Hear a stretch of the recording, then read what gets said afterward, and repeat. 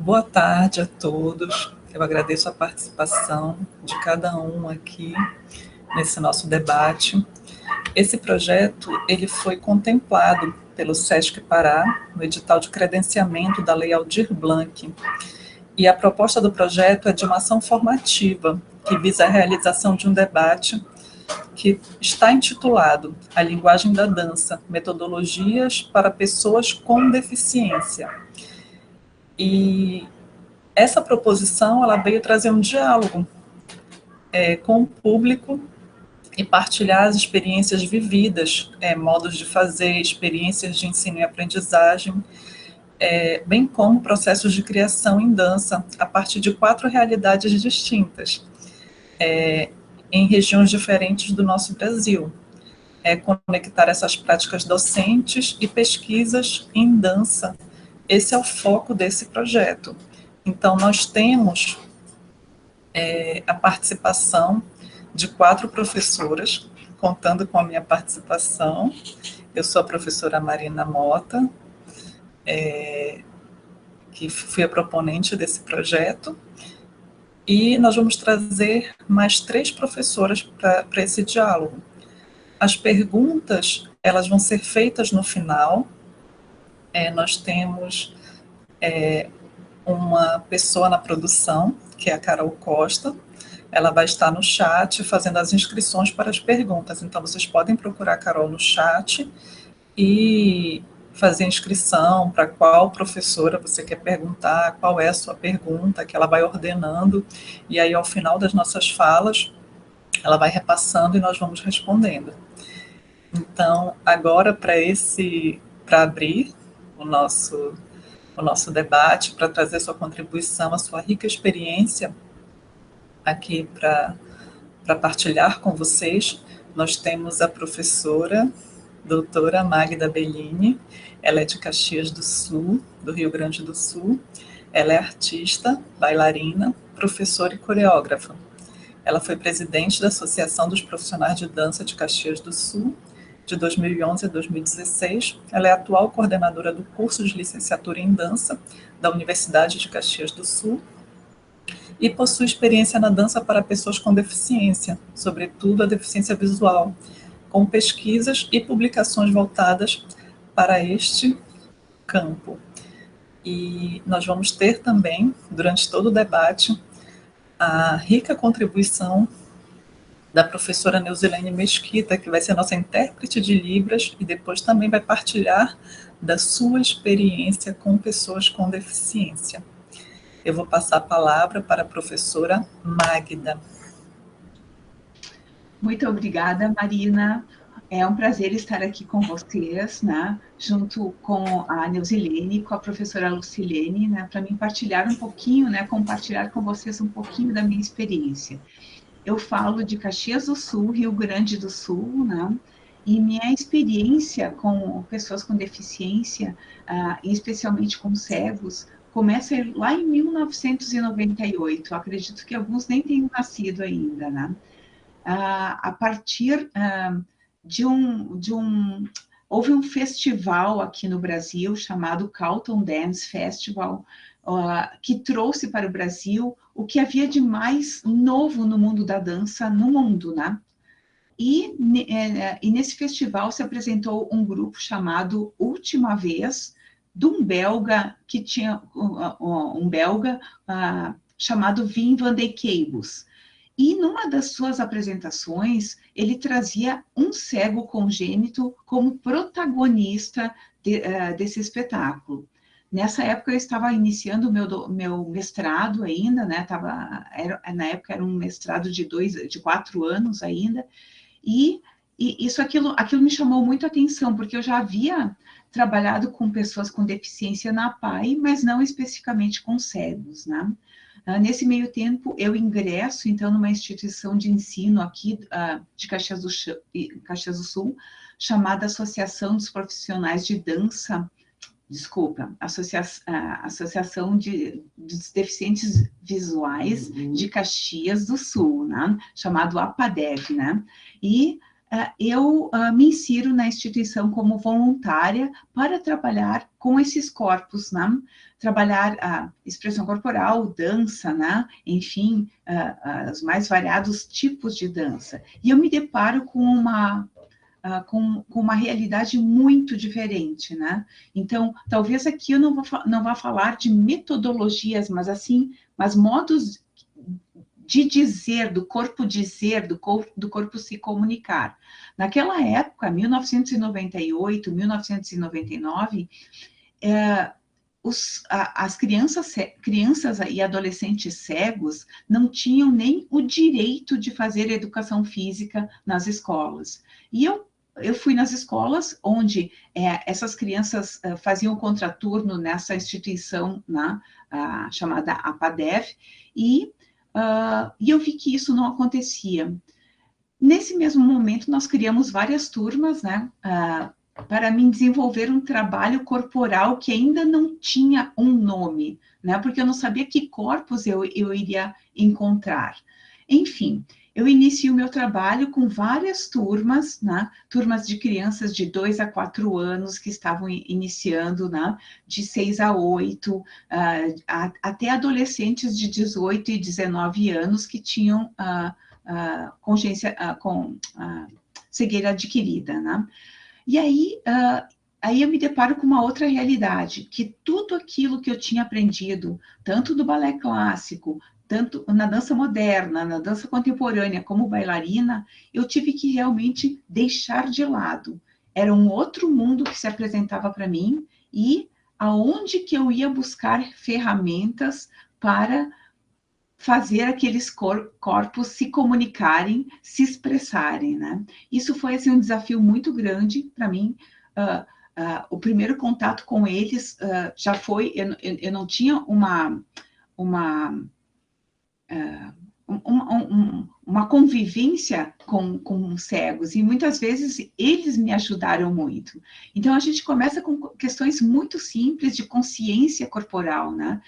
Pegando a questão da consciência corporal, elevando para a questão da corporeidade, esse corpo no mundo, a questão da propriocepção, da lateralidade, porque eu tinha crianças que chegavam na aula que não tinham consciência corporal, que eles tinham 5 dedinhos nas mãos, 10 dedos nas mãos e 10 dedinhos nos pés. Então, a gente trabalhou muito, questões muito... parece simples, mas para eles foram muito enriquecedoras. Inclusive, a questão da marcha, eu tive que trabalhar muito a questão, não só eu, junto com a professora de orientação e mobilidade, eu via que eles tinham dificuldades na marcha. Então, foi todo um trabalho que durou praticamente 10 anos, né? Junto a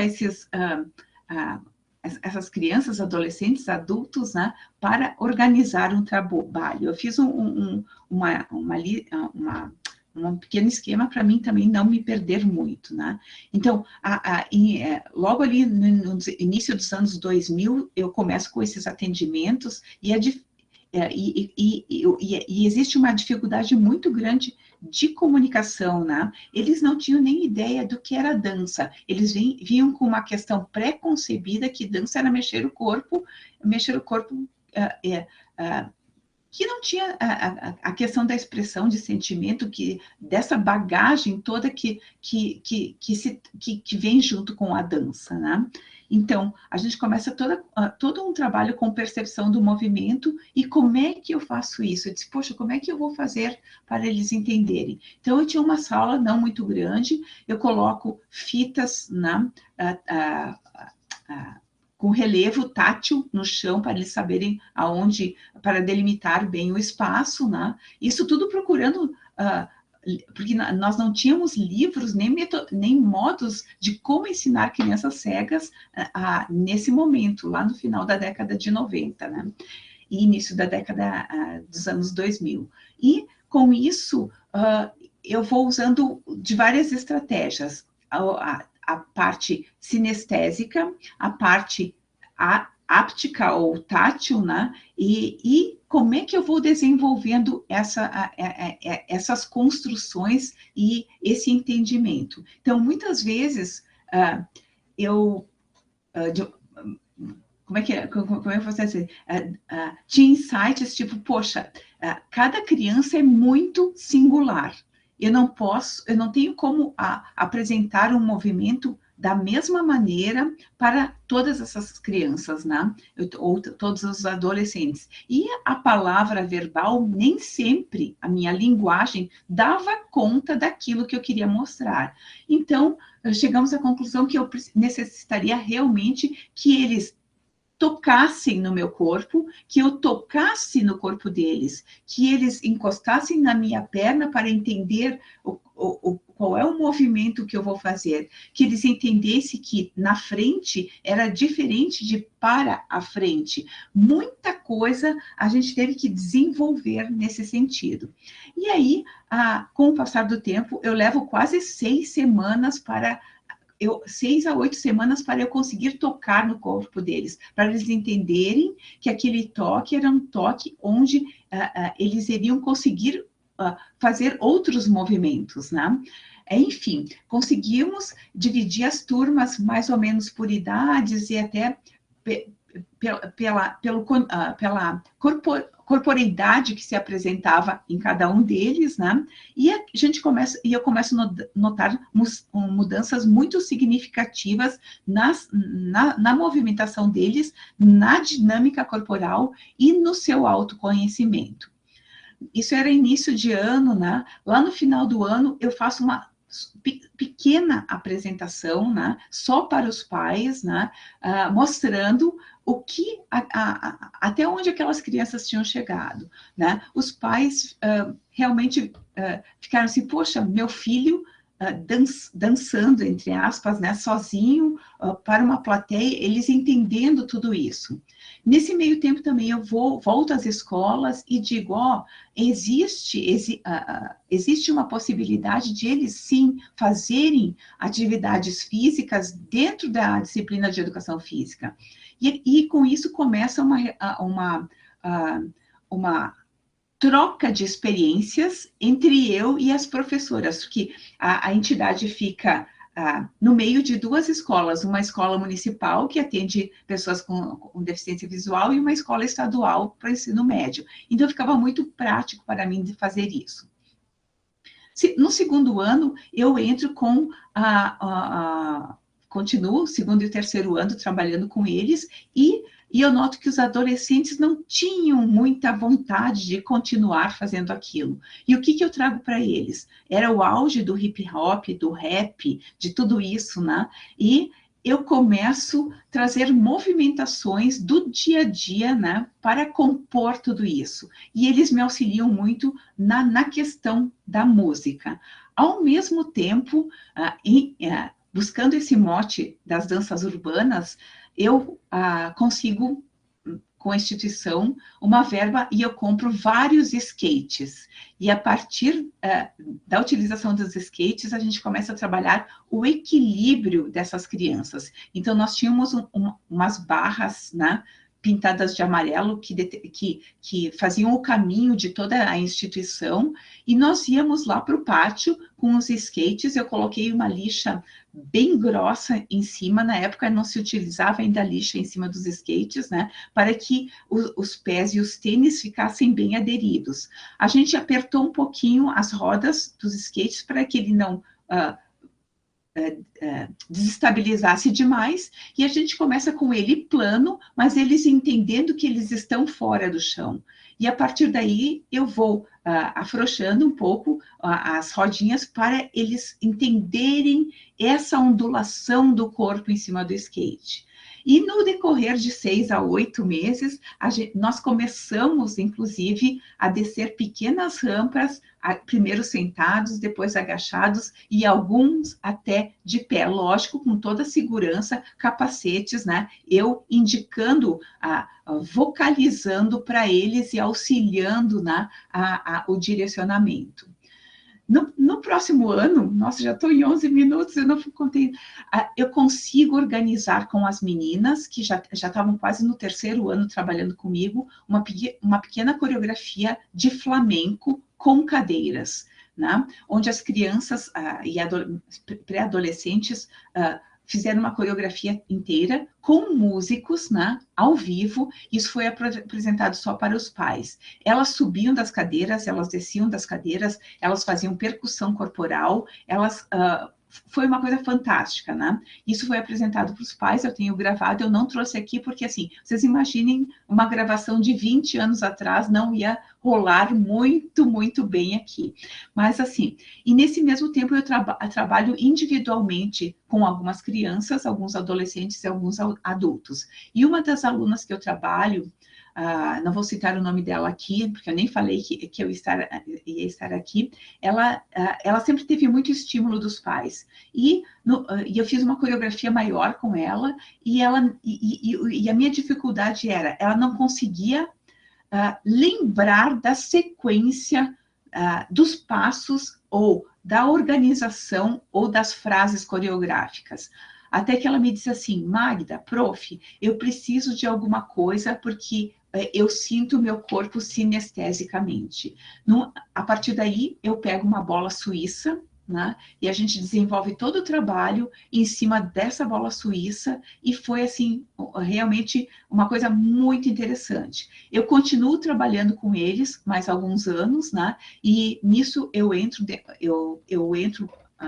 ingresso na universidade como docente, e numa parceria com essa instituição, eu levo eles também para dentro da universidade. E dentro da universidade, além de eles trabalharem com dança, eles vão trabalhar com musculação, com natação, e eles continuam trabalhando na instituição com uma professora que trabalhava junto comigo lá, as danças ciganas. E até hoje eles mantêm um grupo de danças ciganas.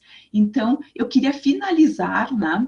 Tenho muita coisa para falar, mas, enfim, não existe uma metodologia, foram descobertas que foram sendo feitas junto ao grupo, e com cada criança, com cada adolescente, com cada idoso cego que eu trabalhei dentro da instituição. E eu queria finalizar lendo uma declaração da Juliana, essa menina que ela continua, muitos continuaram dançando, foram para a dança de salão, foram para outros estilos de dança, mas não tendo eu como professora.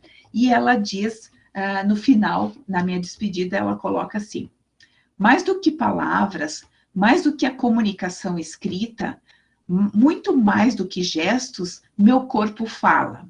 Deixo-o falar. Afinal, ele tem muito a me dizer e a me ensinar. Ele é uma ponte de comunicação entre mim e o mundo, e as pessoas. Deixo minha imaginação tomar conta de mim, meus pensamentos já estão longe demais para que eu possa alcançá-los. Sou tomada por sentimentos diversos. Tudo vem à tona no momento em que estou dançando. Sinto-me parte de tudo. Tenho consciência do meu corpo, do espaço, do que estou transmitindo àqueles que me assistem. Exploro o espaço e encontro milhões de possibilidades até então desconhecidas por mim. Falo sem medo, falo tudo o que tenho vontade, me sinto leve e despreocupada. Encontro nos erros outras maneiras e possibilidades de sentir o mundo. A música, o tempo físico, os meus pontos de referência me dão a consciência do espaço em que me encontro. Sim, porque em determinados momentos ele não existe mais, o tempo, né? Nem o espaço. Não existe por instantes, talvez longo demais para quem assiste, porque eu estou além de todas essas coisas perceptíveis. Minhas lembranças se fazem presentes pela memória sinestésica, porque sinto as coisas tocando em mim. Por alguns momentos, rimos de nós mesmos. E com o riso construímos mais e mais movimentos. Tudo se torna infinito. Tudo se pode quando se quer e principalmente quando se gosta.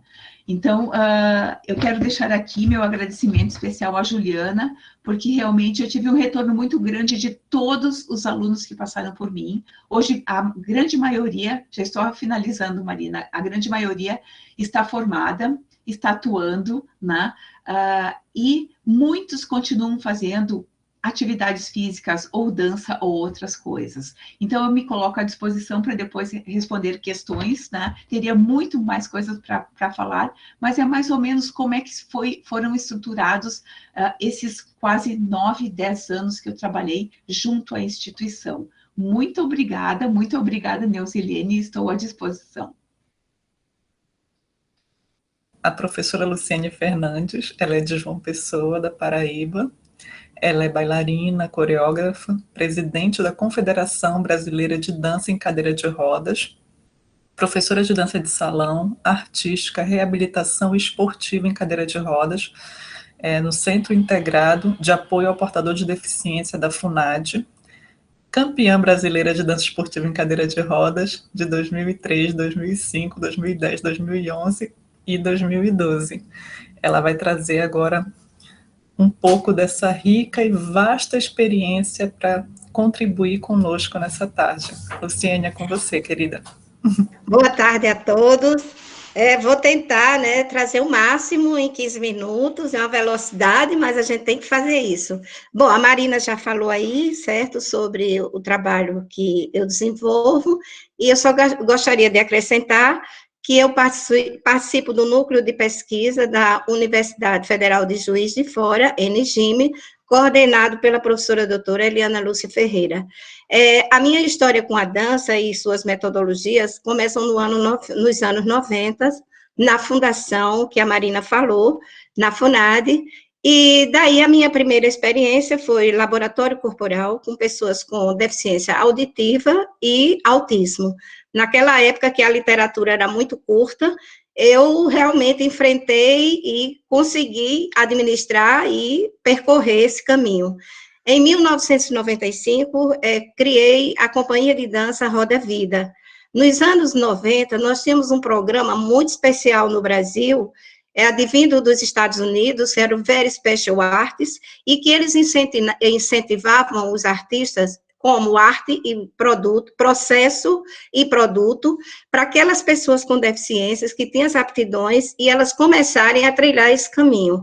E me enveredei por isso aí, foi uma coisa assim fantástica, mas sempre trazendo...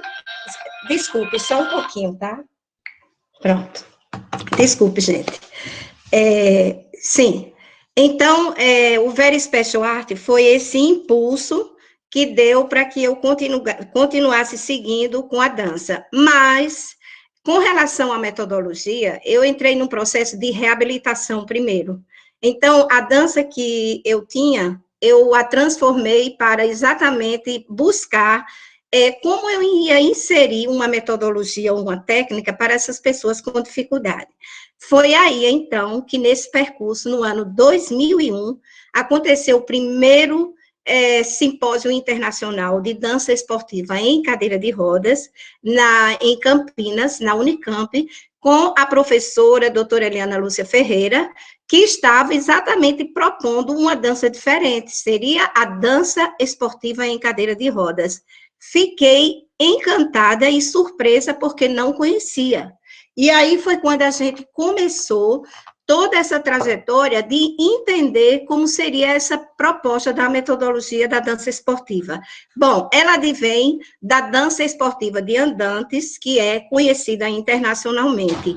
A dança em cadeira de rodas, ela começou exatamente na Europa, mais especificamente a Alemanha, e aí nós conseguimos trazer isso para o Brasil. Quando isso nós conquistamos, foi, assim, algo fantástico com relação a conduzir as pessoas com deficiência, mais especificamente física, em cadeira de rodas, para começar, então, a ter essa oportunidade de dançar. Então, nessa proposta, nós temos duas classes, seria a classe 1 e a classe 2. Classe 1 para aquelas pessoas que têm as deficiências mais fortes, como paralisia cerebral, lesão medular, e aqueles que ainda são sequelados de pólio seriam, então, a classe 2, porque ele tem um desenvolvimento nos no nível superior, bem maior do que uma pessoa comprometida nos 4 níveis. Então, o que que acontece? Com essa trajetória da dança esportiva, nós tivemos oportunidade de ter um curso de formação essa modalidade, com 6 profissionais mundiais, né, entre eles vários da Europa, e aí a gente, então, começou a entender como seria a forma de entender e responder realmente a uma técnica, a uma metodologia, para que essas pessoas ficassem felizes. Começamos essa trajetória, e aí nós hoje temos 14 companhias no nosso país, em 7 regiões do Brasil, e nós praticamos essa modalidade com as 10 danças que fazem com que essa proposta seja efetiva. São 5 danças latinas e 5 danças standard. As latinas são samba, jive, passo dobro, cha-cha-cha e rumba. As standard são a valsa lenta, valsa vienense, slow fox, quickstep e tango.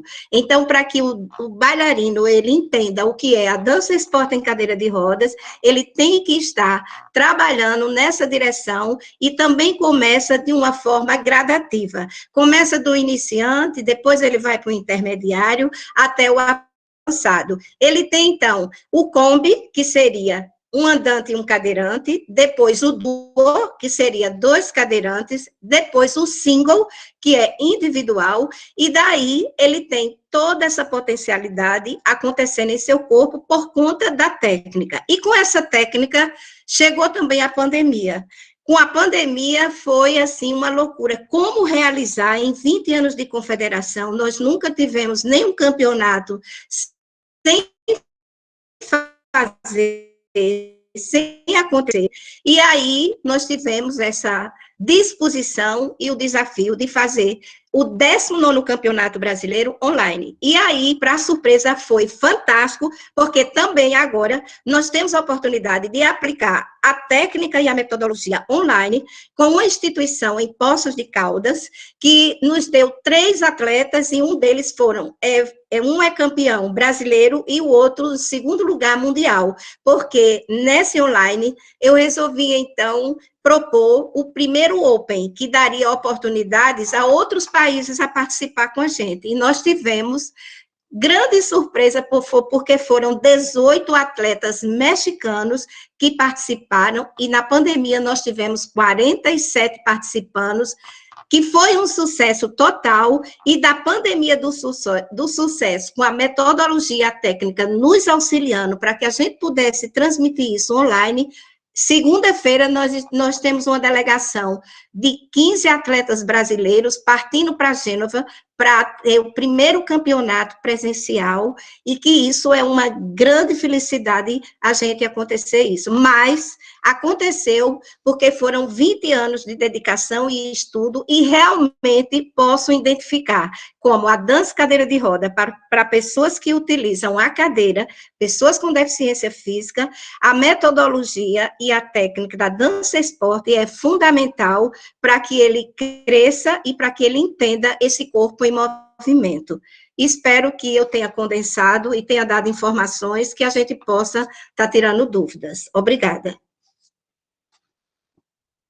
Agora eu vou passar para a professora Neuzilênia, para a nossa intérprete de Libras, que agora ela vai ter que falar um pouco da experiência dela, e ela vai mediar interpretar e partilhar um pouco da experiência dela.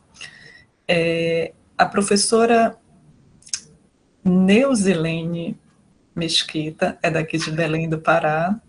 Ela é professora de Educação Física da Escola Professor Astério de Campos. É uma unidade de ensino especializada na educação de surdos e outras deficiências associadas. Ela é intérprete de Libras, atua também no ensino superior, na SMAC, com a disciplina de Libras, e é intérprete com formação pelo MEC.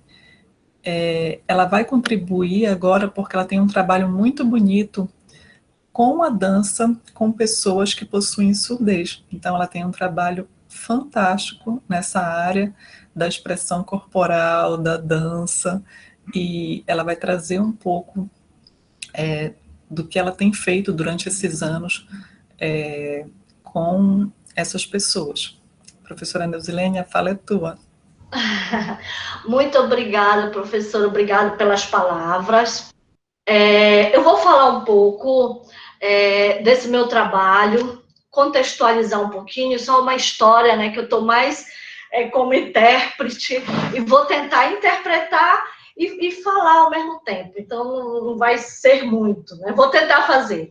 Mas assim, comecei a minha história na minha formação, entrei numa escola já de surdos e encontrei alunos com uma abordagem na época do oralismo, né? Onde tudo era oralizado, não tinha libras, nem comunicação total. Na verdade, nós passamos por 3 abordagens de surdos, de educação de surdos, né?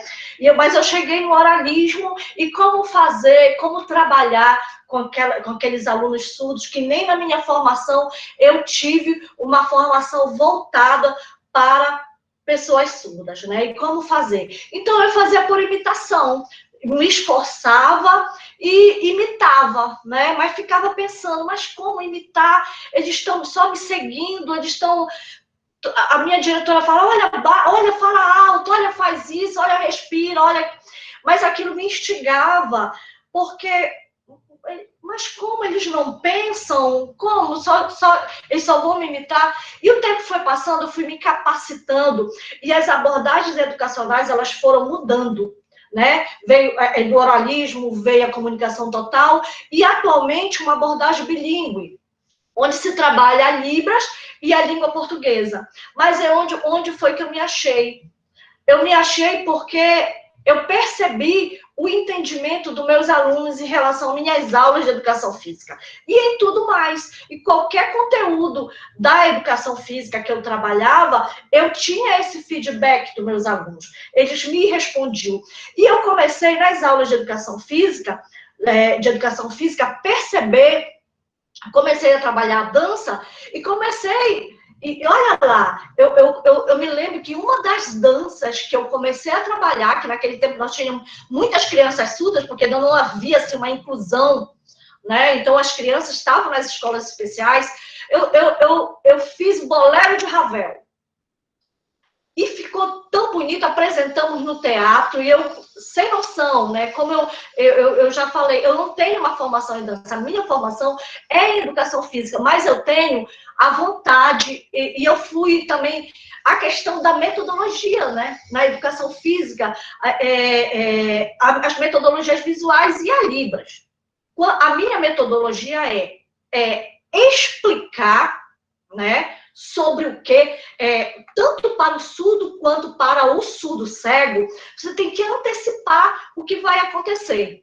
Para o ouvinte, ok, você chega, olha, nós vamos dançar isso, 2 para um lado, 2 para o outro, vai para frente, vai para trás, o espaço é esse, é muito fácil. Para o surdo, tu tem que ter uma metodologia própria. Então, não existe uma dança para surdos, existe uma metodologia em que o professor vai aprender metodologias visuais, porque o surdo não escuta, e recursos visuais, estratégias para poder alcançar o aluno. Mas você vai continuar trabalhando a dança, você vai continuar trabalhando as lutas e todos os conteúdos da educação física. Então, foi na dança, né, que eu criei o corpus falante. Corpus, né, esse é o sinal, que aqui é a expressão, né? Corpos falantes, né? Então, corpos que fala. Então, é corpus, é o corpus falante. Então, nós criamos, a partir das aulas de educação física, nós fomos trabalhando, possibilitando que esses alunos dançassem. Mas como, né? Eu não tinha muita leitura antes, não, sobre isso.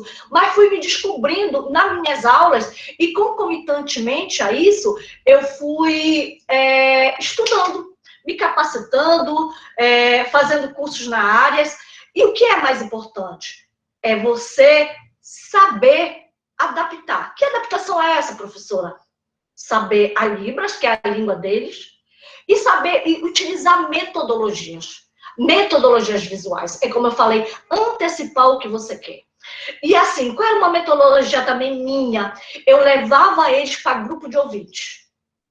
como eu não tinha tantas possibilidades de dança, né, folclórica, moderna, contemporâneas, esse tipo, eu levava eles para grupos de dança, onde aqueles corpos dançantes, né, com maestria, eles participavam juntos, e eu estava ali como intérprete, como ajudante na língua, ia fazer essa interação, e eu fiz por muito tempo isso. Então, essa foi a minha metodologia. E eles foram crescendo, foram desenvolvendo. E a metodologia do oralismo é do Perdoncini, que ele usa muita vibração. Não quer dizer que eu não uso a vibração, mas com a questão bilíngue, eu já vou usar mais uma metodologia da língua. Né? Essa questão da vibração, ela precisa de uma madeira, ela precisa de um lugar apropriado. E também, alunos, não são, por exemplo, na escola, são todos os alunos. E se são todos os alunos, existem aqueles alunos que têm uma surdez moderada, uma surdez leve, uma surdez profunda, uma surdez severa. Então, é voltado para todos aqueles, né? Claro que eu estimulava, procurava saber a questão do tempo, né? De trabalhar a questão tempo com eles, de pegar eles a mãozinha quando era criança, levar até o som, aumenta o som, baixa o som, que eu queria saber, das minhas observações que a gente fala caseira, né? Saber até que ponto ele escutava, eu virava ele de lado, eu batia, eu aumentava o som, eu botava uma música lenta, eu colocava uma música mais forte. E uma coisa que a gente sabe, né, que o surdo, ele percebe sons graves e não agudos. Por exemplo, do apito ele não percebe, mas passa um avião, ele percebe. Então eu comecei a usar o pandeiro e a tuba, que era pum, pum, e o pandeiro, porque eram sons graves. Então, com aqueles instrumentos, eu também trabalhava a minha metodologia para que eles dançassem. Tem barreira? Para mim, não tem. Então, a partir do momento que você sabe um pouco da língua de sinais, da língua brasileira, que é a língua primeira do surdo, não existe barreira. Então, a gente vai desenvolvendo, criando e cada vez mais desenvolvendo com eles, junto com os alunos, não só eu ensinando eles, me ensinando também, né? Então, havia uma troca, havia uma participação, não existia mais só uma professora, que era no oralismo, ensinando os alunos paradinho e me imitando. E o que é importante, por exemplo, que eu trabalho no surdo cego, a questão de você estar junto. Porque a partir do momento que tu dança junto com o outro, tu passa o teu movimento, né? Então, isso pode ser com surdo, isso pode ser com surdo cego, principalmente, porque a percepção tátil, ele não enxerga e ele não ouve, né? E eu também comecei a trabalhar o Van Dyke. Com certeza as professoras, todo mundo sabe aí, a metodologia do Van Dyke, que é esse pesquisador holandês, que tem essa abordagem coativa no trabalho com surdo cego, que eu levo para mim na minha prática da educação física. Né, trabalhar toda aquele programa dele, da questão da nutrição, da pessoa se segurar. A Magda falou, a segurança ela levou muito tempo, né? Então a gente precisa que uns logo, outros levam muito tempo para a gente conseguir essa segurança, né? Então essa ressonância de movimento é muito importante na surdo-cegueira, né? É muito importante a coatividade. E chegado determinado, que a gente fala a questão acadêmica, quando tu coloca ele de frente e ele consegue repetir os teus movimentos com palmas, né? Isso analisando caso por caso, né? Porque tem uns que são muito surdos, tem outros que a visão é pouca, tem outros que são totalmente cegos e a audição é totalmente cego, totalmente surdo. Então, a gente só vai conhecer cada aluno nas nossas aulas. Eu vou mostrar um vídeo para vocês, porque também, além de eu trabalhar na escola, eu trabalho na faculdade com a disciplina de Libras, né? E trabalho com professores de educação física. E não só a Libras aqui, como eu estou fazendo, mas uma Libras corporal, uma Libras que dança, que eu não digo que é uma Libras, eu falo que é uma linguagem, né? Porque a linguagem é qualquer tipo... forma de se comunicar. A língua ela é regra. A língua, toda a língua, a diferença da língua é uma regra. Ela tem uma gramática, mas a linguagem não. A linguagem você pode usar qualquer tipo de linguagem, teatral, de dança, de roupa, você pode utilizar como linguagem, né? Aí eu vou dançar com o rapaz e ele vai dançar com a moça. Eles são irmãos, tá?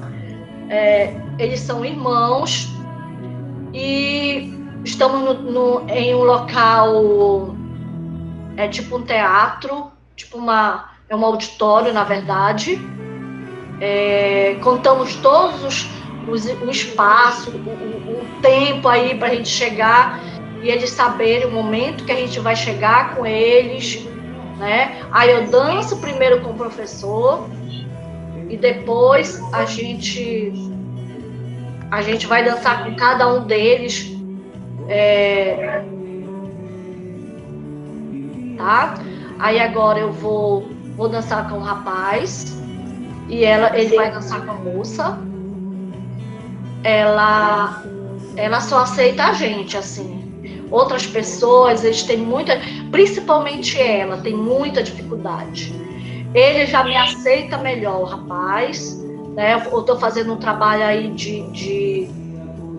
tô ressoando meus movimentos no dele, né? De coatividade, que a gente fala também mão sobre mão, coatividade, movimentos. Ele me conhece pelo cabelo, né? Quando eu chego perto dele, ele me conhece pelo cabelo, pelo meu cheiro, ele sabe quem eu sou. Então, a moça, ela já tem muita dificuldade, é difícil ela aceitar. Ele é bem mais participativo que ela.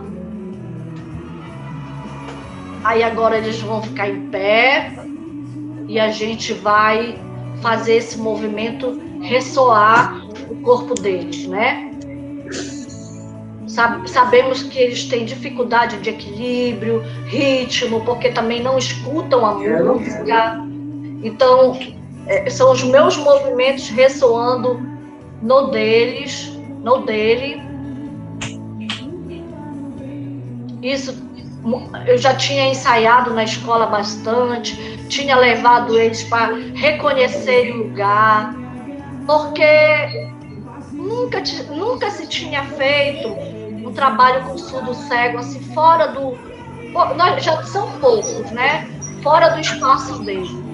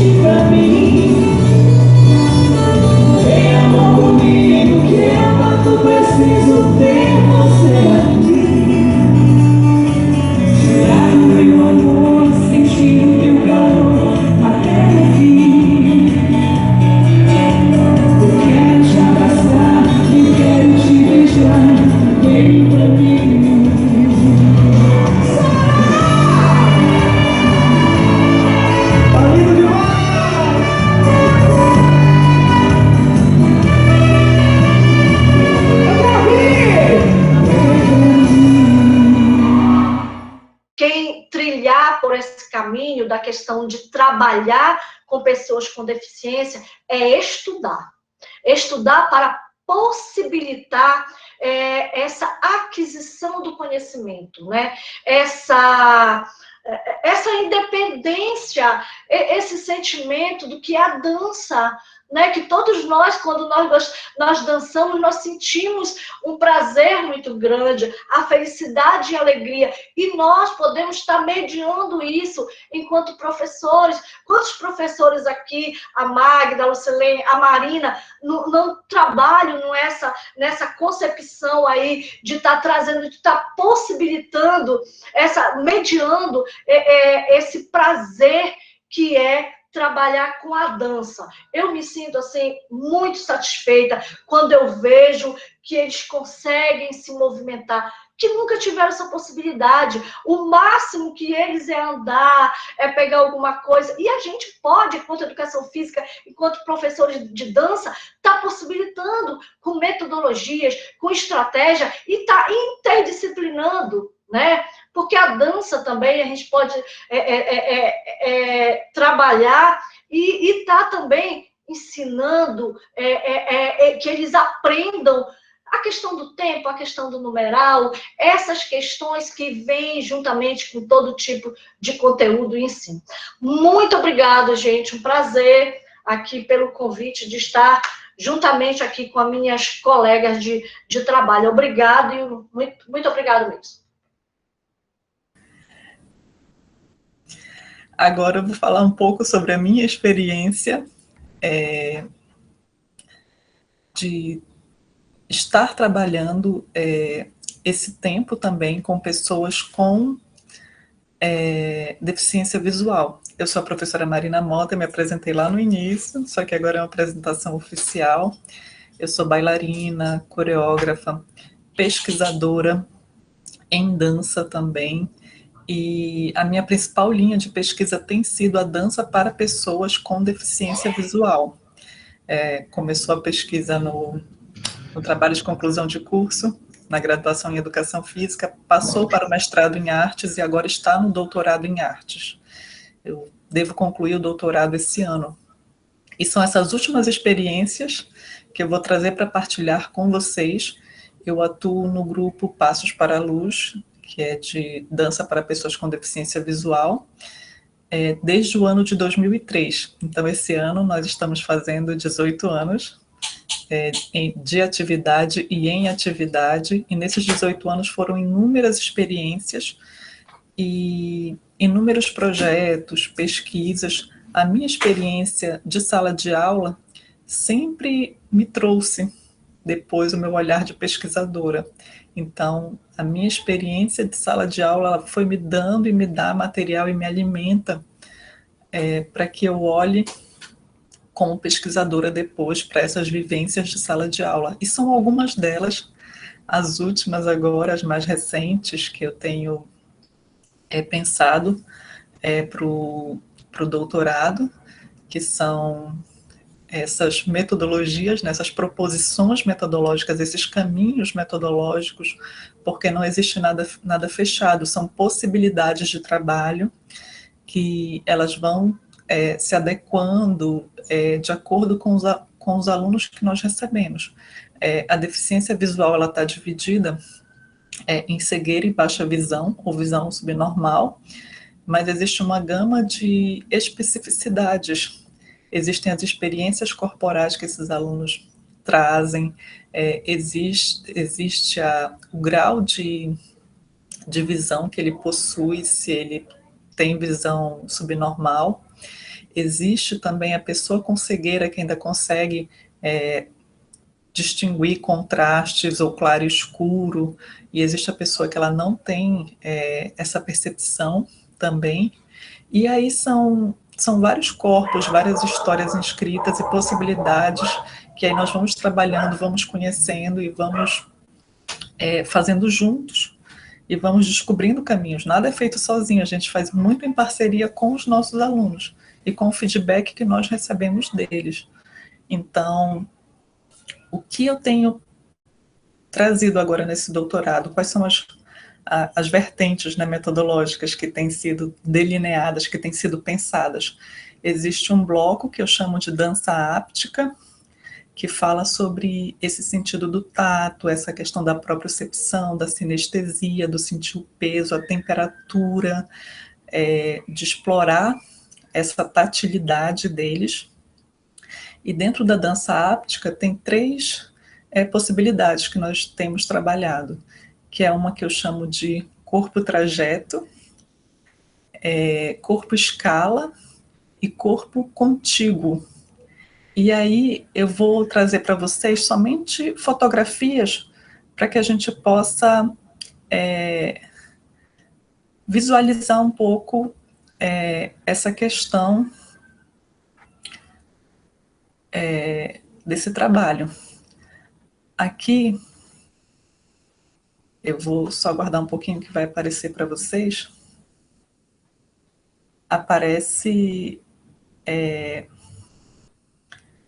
uma imagem que é da metodologia que eu chamo de corpo contíguo. Corpo contíguo, ele diz respeito à questão da proximidade, da adjacência, desse corpo que sente a temperatura do outro, desse corpo que... Eu estou trabalhando com 2 bailarinos na minha pesquisa de doutorado. Um possui cegueira e a outra possui baixa visão. A bailarina que possui baixa visão, ela consegue explorar o resíduo visual dela nessa metodologia, e ela consiste em fazer uma dança com os corpos muito, muito próximos.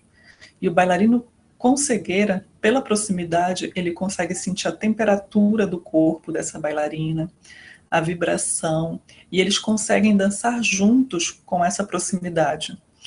Conseguem improvisar, conseguem construir coreografias de forma autônoma. Então, esse corpo contíguo, esse corpo próximo, esse corpo adjacente, ele tem funcionado nas nossas criações coreográficas, como dados sensoriais para esses 2 corpos, para esses 2 bailarinos. Aqui nós temos outra imagem dessa experimentação do corpo contíguo, os 2 bailarinos trabalhando juntos. E nós temos também o que eu chamo de corpo-escala. Eu trouxe até aqui o meu auxiliar. Está aqui também. O corpo-escala, ele diz respeito ao tamanho do corpo. A pessoa com deficiência visual, ela vai apreender o movimento pelo tato. E o tato, ele opera por justaposição. Então, se a pessoa for tocar no meu corpo para aprender um movimento, ela vai tocar em parte por parte do meu corpo, braço, cabeça, tronco, pernas, para compreender esse movimento. Então, é como se ela fizesse uma colagem, vai perceber como está um braço, como está o outro, como está as mãos, como está a cabeça, o tronco, a perna. E isso leva um tempo muito grande. Quanto maior esse corpo, mais tempo se leva. E muitas vezes, quando ele termina de tocar a última parte do corpo, ele já esqueceu como estava a primeira. Aí precisa verificar novamente como estava para poder apreender aquele movimento e passar para o seu próprio corpo.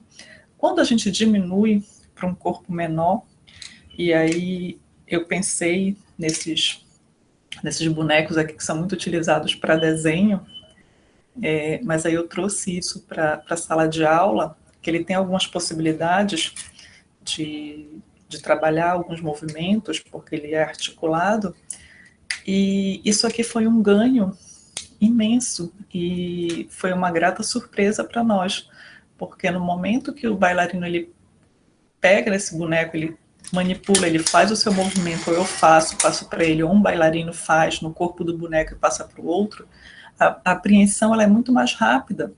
Ele consegue compreender esse movimento todo de uma forma muito mais rápida. E foi um ganho muito grande diminuir a escala desse corpo. Por isso eu chamo de corpo-escala, para que a gente possa diminuir e trabalhar. E aqui a gente tem a figura aqui do bailarino tocando, né, no corpo do boneco para aprender o movimento, tocando aqui na parte inferior do corpo, e aqui ele reproduzindo o movimento do boneco. E isso foi um ganho, assim, muito significativo. O próprio bailarino que ele está aqui no nosso chat, ele conta para a gente, nesse momento, a primeira vez que eu levei o boneco, que isso seria muito significativo para ele também, enquanto professor, porque ele é bailarino, ele está fazendo a licenciatura em dança também, e ele já se viu também, enquanto professor, utilizando essa ferramenta.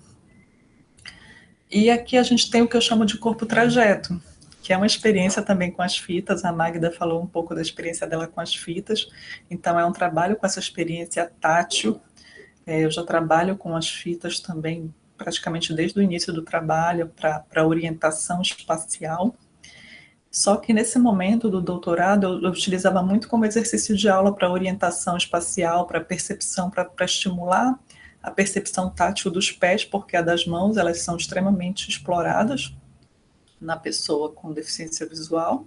Nós temos, claro, as terminações nervosas especializadas aqui na mão, para o tato, mas os pés, eles não são explorados. Então, a gente começou a explorar mais a questão do tátil dos pés para trabalhar essa questão da orientação espacial. E nós chegamos com esses 2 bailarinos, nós chegamos à seguinte orientação.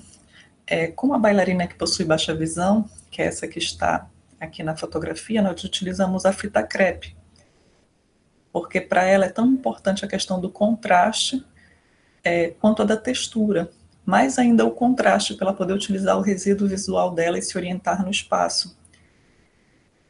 E aqui nós temos outra imagem, estão os 2 em cena. E para o bailarino com cegueira, é importante a textura, e nós temos utilizado a fita craft.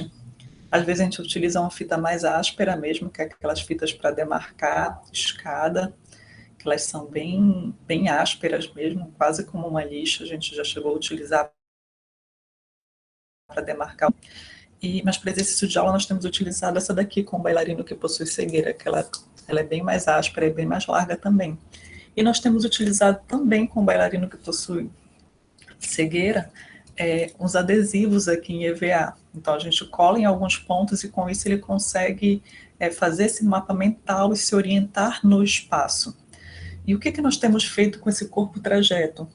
Eles têm feito, nós temos trabalhado as criações coreográficas, e a partir da criação coreográfica eles têm desenhado a trajetória da coreografia no chão com essas fitas. Então nós acabamos criando verdadeiros esquemas, desenhos, né, gráficos nesse chão, assim, do percurso coreográfico. Porque o que já aconteceu, e acontecia muito em ensaio, aconteceram poucas vezes em apresentações, mas era um fator para ser considerado. Algumas vezes eles perdiam a orientação no espaço. Então, se virasse 15 graus, 30 graus, 45 para um outro lado, já mudava completamente a orientação no espaço na hora de ensaiar e na hora da apresentação. Então, com esse trabalho que nós temos desenvolvido, desse corpo trajeto, a gente já percebe que até agora tem funcionado muito bem e tem sido mais apurado, e esse corpo ele já está criando uma memória também de trabalhar com esse elemento. Então nós temos tido um bom resultado, e nós temos assumido isso também em cena, porque antes isso era feito em sala de aula, para exercitar, para estimular a questão tátil dos pés, mas não aparecia em cena, aparecia só alguns pontos marcados. Agora não, a gente assumiu na cena que esse é o nosso gráfico, esse é o nosso corpo, essa é a nossa metodologia, é assim que a gente tem trabalhado. E também nós temos adotado uma outra metodologia que eu chamo, que ainda está também em processo, que eu chamo de corpo sonoro. O corpo sonoro, ele parte de uma experiência, eu vou apresentar um pequeno vídeo para vocês, de trabalhar a questão do som para orientação espacial também, para que esses bailarinos eles tenham autonomia na cena, de se movimentar, de estar no espaço com segurança, a partir do som. Então, eles já utilizam, claro, há muito tempo, eles já utilizam qualquer referência sonora que tenha no espaço.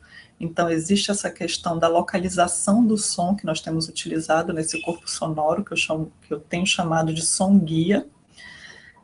E tem outros conceitos também, como sombra sonora, que nós temos, ecolocalização, que nós estamos começando a explorar, a compreender melhor o que é, mas nós temos utilizado mesmo nessa metodologia a localização do som.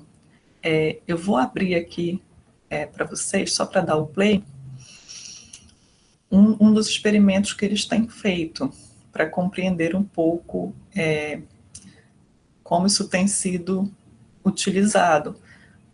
Foi utilizado assim no nosso último espetáculo, e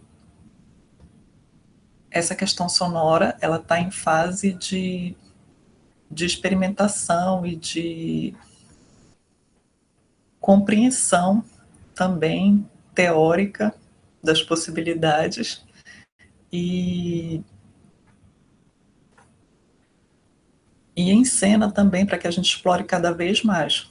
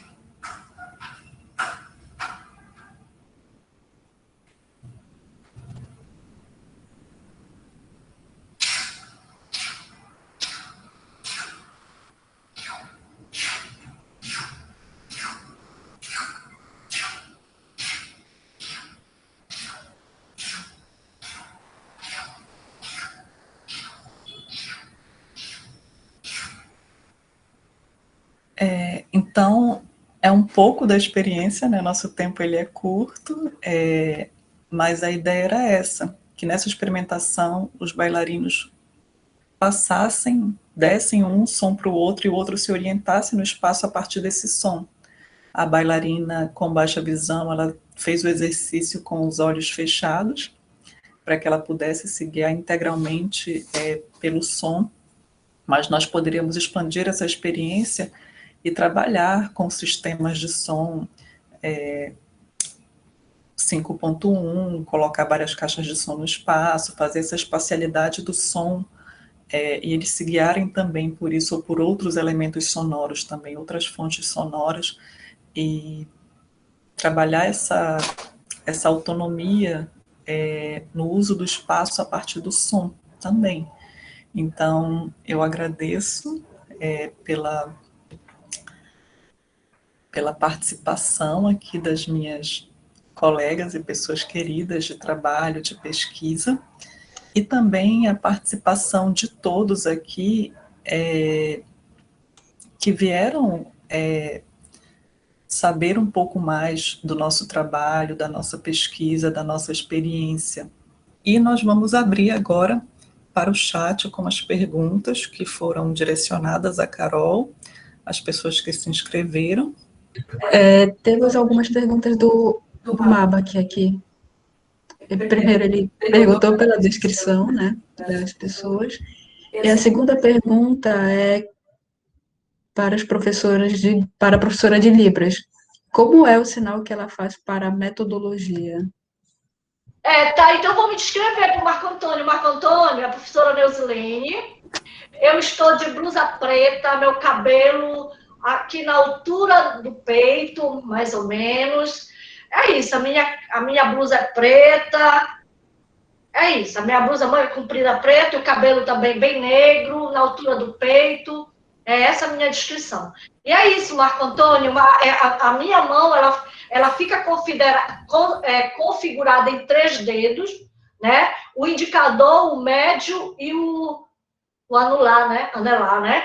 Ela fica entre os 3 dedos do meio, aí você configura em cima da mão esquerda, tá? Aí você puxa para baixo. tá? A mão direita, tu toca na mão esquerda, na palma da mão para cima e puxa para baixo. Isso quer dizer metodologia, ok? A segunda pergunta agora, muito obrigada, professora Nuzilene. A segunda pergunta é para todas as professoras. Se faz necessário que o professor tenha a empatia para entender o seu aluno com alguma especificidade de deficiência?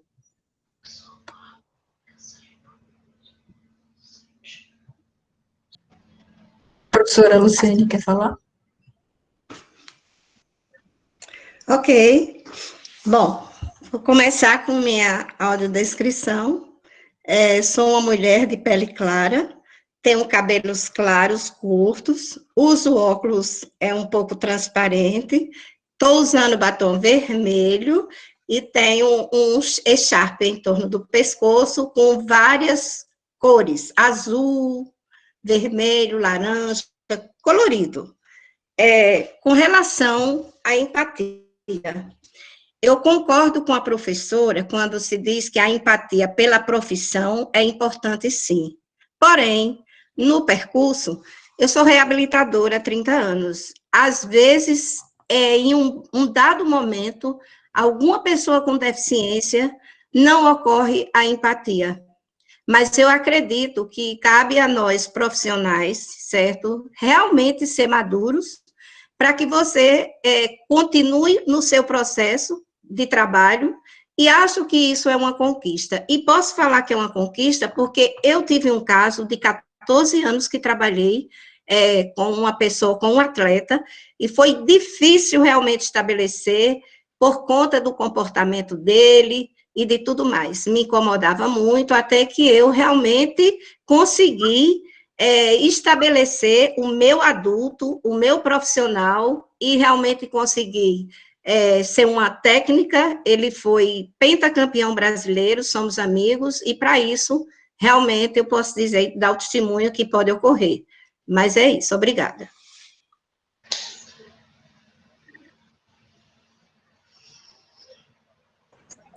Obrigada, professora.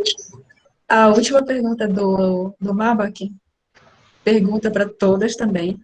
Enquanto pessoa com deficiência visual, cegueira total, posso trabalhar com dança, posso trabalhar a dança com especificidade como pessoa com deficiência auditiva, surdo-cegueira e com usuários de cadeira de rodas? Marco Antônio, eu penso que você, enquanto professor, né, vai se formar daqui a pouco, professor licenciado em dança, você pode sim trabalhar com qualquer tipo de deficiência. Agora, é claro, você vai construir as suas formas de ensino, as suas metodologias também para esses outros corpos, aí vai estar envolvido o teu trabalho de professor e de pesquisador, e de artista também, porque eu acredito que quando a gente trabalha com pessoas com deficiência, nós levantamos uma bandeira, nós estamos em um campo de atuação que poucas pessoas estão e poucas permanecem ainda. Então, é um espaço que eu penso, é uma atitude política, né, e de resistência também estarmos ali, porque nós, eu sei que você também veio, eu conheci o Marco Antônio quando ele ainda enxergava, ele está cego há 3 anos, aproximadamente isso, daqui a pouco ele mesmo fala sobre esse tempo. E a gente veio de um ensino da dança, da chamada dança teatral, da dança cênica, que tem uma história, né, desse corpo, que seriam os corpos perfeitos para estarem em cena, para estarem trabalhando com o balé clássico, com toda essa herança que a gente traz. E quando a gente quebra isso, né, e começa a pensar nessa diversidade de corpos, nessa pluralidade, nas potencialidades que todas as pessoas têm, inclusive as pessoas com deficiência, a gente começa a suscitar novas estéticas, novas formas de fazer, novas formas de pensar, e trazer esse corpo para a cena, não só porque a reabilitação ela é fantástica, acho que a gente já ganha, acho que todo o corpo, esse processo ele já está implícito, ele já está imbricado, mas trazer eles enquanto artistas para a cena. Então, muitos espaços sociais, como a Neuzilene acabou de falar, eles são negados às pessoas com deficiência. Então, muitas pessoas com algum grau de deficiência que tem um comprometimento maior, elas acabam ficando muito restrita aos espaços que ela frequenta, às atividades que ela realiza. Então, por que não a dança? Foi a primeira pergunta que eu me fiz quando eu entrei em contato com pessoas com deficiência visual.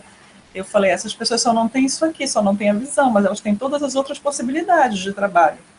Basta que a gente vá construindo junto, descobrindo junto, fazendo junto também. E assim tem sido trabalhado, e assim tem sido feito. Não é um trabalho fácil, mas é um trabalho extremamente gratificante, recompensador, e como eu falei para vocês, eu acho que para mim é uma atitude política. Então, você se colocar nesse campo e acreditar nele e fazer o melhor por ele.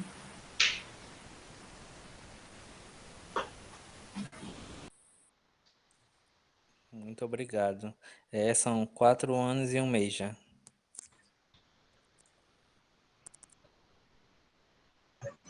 Olá, a Socorro tem uma pergunta. Tu podes abrir teu microfone e fazer uma pergunta, Socorro?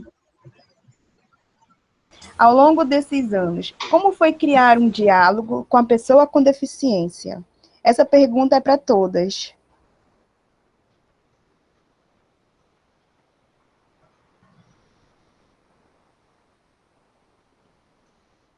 Eu, no meu caso, vamos supor, criar um diálogo com essa pessoa com deficiência, né?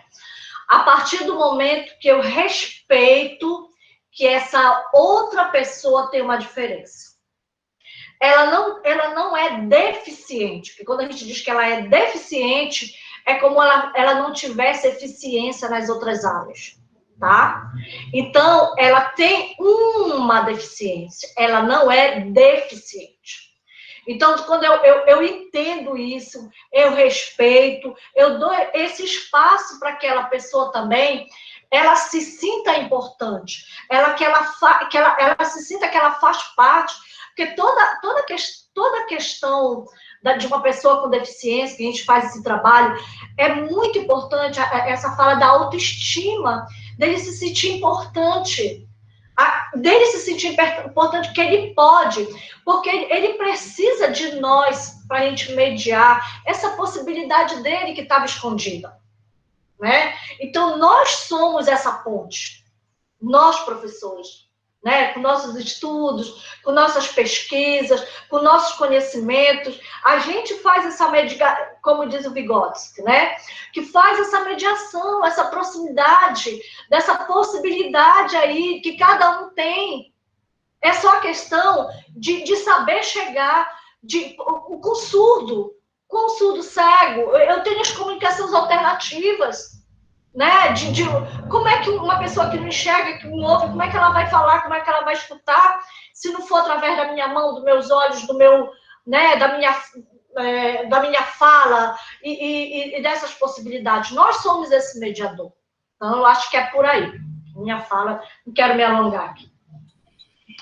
Eu concordo, Socorro é a Magda, tudo bom? Saudades de ti. Eu concordo muito com a Neuzilene, e, inclusive, eu acho que depende muito,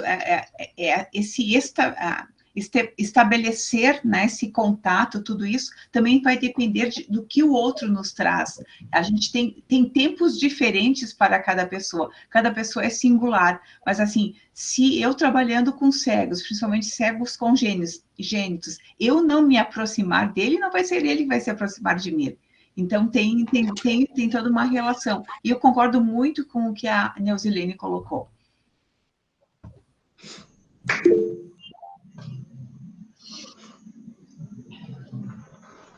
Pode falar, professora Luciene. Bom, gente, eu estou na área da reabilitação há 30 anos, certo? E eu acho que quando a gente começa a enxergar e não pensa como assistencialismo, e sim como uma profissão e com pessoas, e que no momento que você trabalha com deficiente, você não trabalhando com o deficiente, você também está trabalhando para si, porque você está aprendendo no seu percurso com suas dificuldades. E eu posso falar disso porque há 30 anos atrás, eu não tinha a experiência que tenho hoje. E durante a primeira semana eu fiquei impactada, que eu trabalhei, e achei que não tinha competência, mas a minha incompetência estava nos meus medos, nas minhas dificuldades emocionais, que foram trabalhadas ao longo da minha vida, e com isso me trouxe hoje um conforto muito grande de trabalhar com pessoas com deficiência, porque realmente eu não consigo enxergar com essas dificuldades todas que acontecem, entendeu? Porque essa minha proximidade se estabeleceu a partir do momento que eu conduzi a minha própria vida para entender o processo do meu ser humano e entender o outro. Então, a deficiência, para mim, eu também tenho hoje uma deficiência auditiva, e eu sou um ser humano. É isso que eu acho.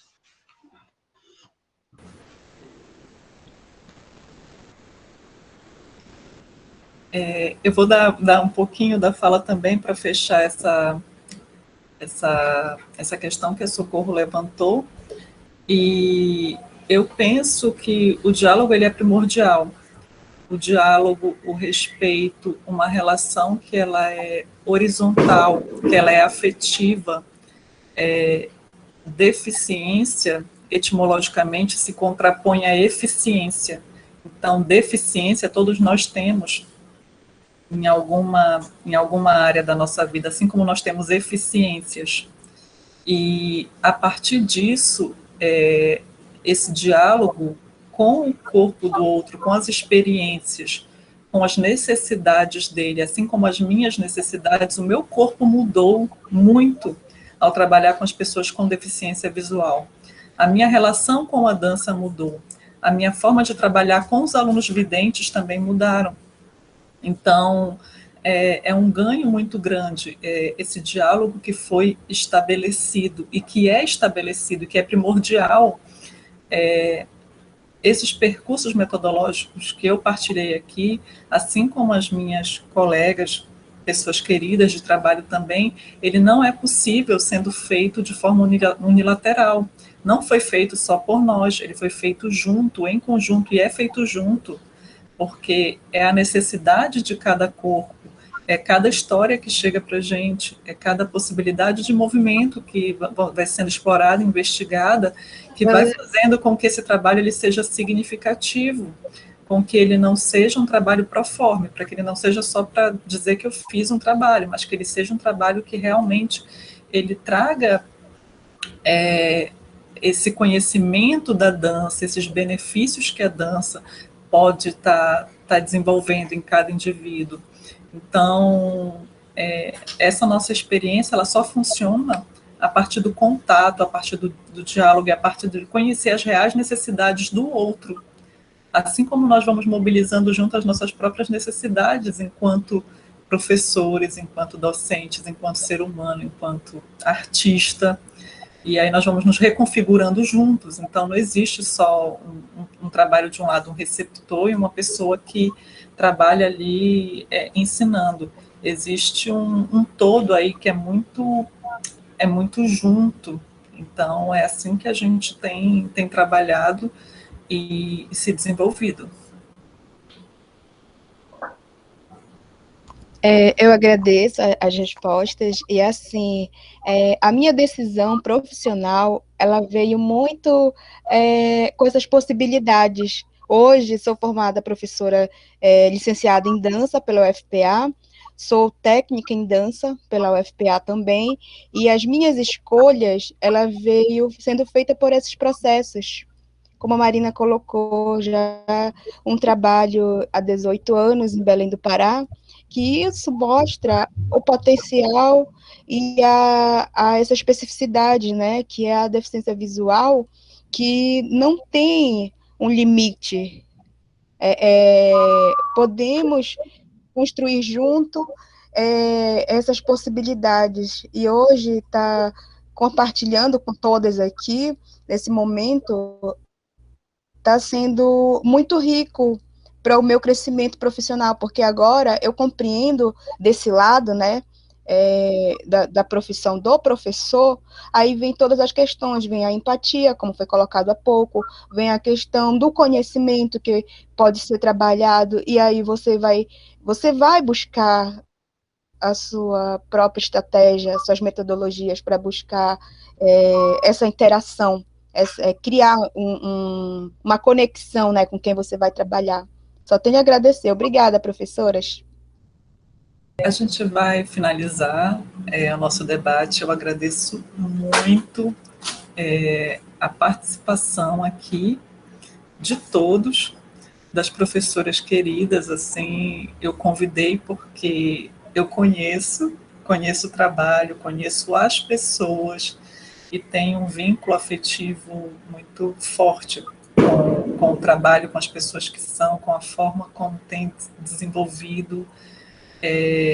E foi um ganho esse projeto do SESC, porque ele oportunizou esse encontro, né, experiências nesse nosso Brasil que é tão grande, que é tão diverso, e nós em regiões diferentes podemos partilhar, conectar esses saberes, falar um pouco da nossa experiência, que é tão pouquinho, com tantos anos de trabalho, a Luciane com 30, a Magda com tanto tempo também, com mais de 20, eu estou ficando na maioridade agora com 18, a Neusilene também com tanto tempo de trabalho. Então, é só um pouquinho disso, né? Uma amostra pequena de toda essa vasta experiência. E quem tiver interesse pode entrar em contato. Daqui a pouco, quando a gente for encerrar, vou deixar os nossos contatos novamente aqui. Vocês podem entrar por e-mail. Eu acredito que o conhecimento é para ser compartilhado. Nós queremos que mais pessoas, que venham uma próxima geração, que trabalhe a dança para as pessoas com deficiência, que trabalhe com esses corpos e levante essa bandeira. E eu agradeço muito a participação também da nossa produtora, da Carol, que deu essa força aqui para a gente aqui no chat, mediando aqui e auxiliando também nas nossas outras necessidades de bastidores. E eu espero que a gente possa ter mais encontros. E quando o vídeo for para o YouTube também, aí também já vai estar aberto para todos, e aí a gente divulga também para que mais pessoas tenham acesso a essas experiências, tá? Então, muito, muito obrigada. E a gente encerra por aqui. Vou deixar aqui os contatos novamente, só para encerrar, tá? Obrigada a todos. Obrigada. Obrigada, Marina. Maravilhoso. Obrigada. Como é, Neusilene, obrigada? Diz aí o nosso obrigado. Obrigada. Obrigada. Um beijo, Magda, Luciene, professora Neusilene, Marina, Carol. Beijo, socorro.